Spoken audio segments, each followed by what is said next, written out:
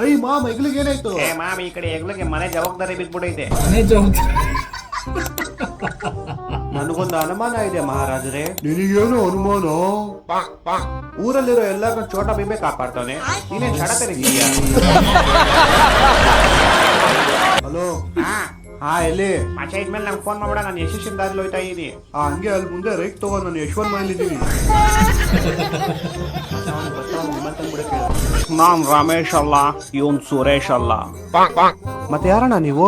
ಇವನ್ ರಮೇಶು, ನಾನ್ ಸುರೇಶ್. ಅಯ್ಯೋ ಈ ನನ್ ಮಕ್ಳು ಮತ್ತೆ ಶುರು ಮಾಡಿದ್ರಯ್ಯ.